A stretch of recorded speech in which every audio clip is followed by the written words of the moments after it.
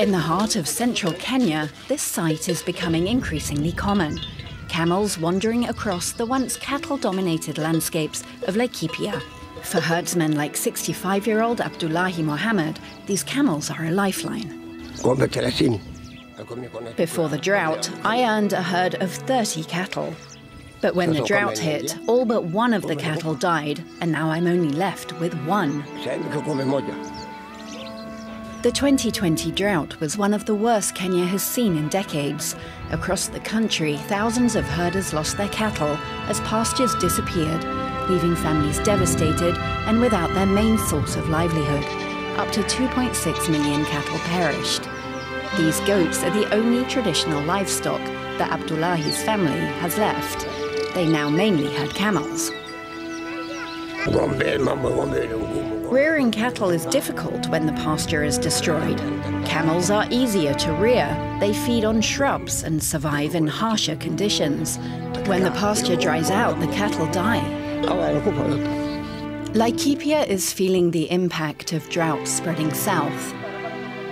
Unpredictable rains are turning its once green pastures into barren land. Neighbouring Samburu faces similar challenges. The ongoing drought means families have to travel long distances to fetch water for themselves and their animals. 26-year-old Piti Musalia has been forced to adapt. The herdsman has also switched from cattle to camels.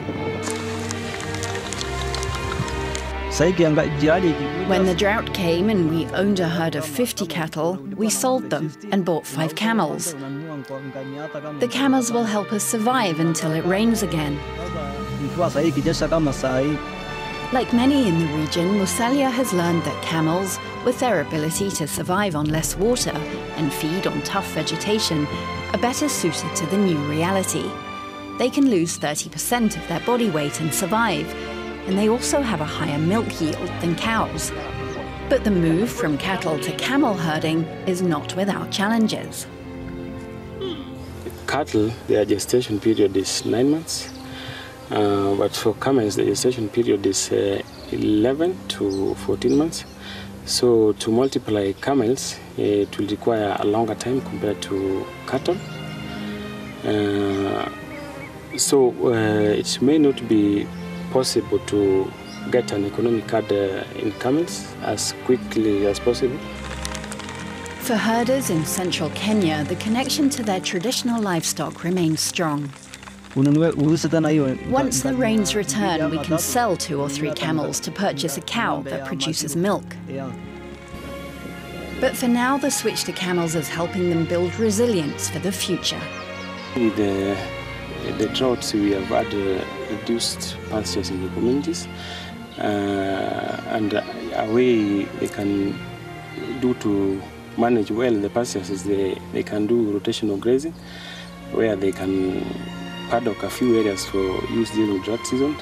But the challenge with that is that in the communities around, the lands are communally owned. If the traditional pastoralist way of life is to continue, communities have to find ways to share their resources and find climate-resilient alternatives. Camels can provide them with much-needed stability.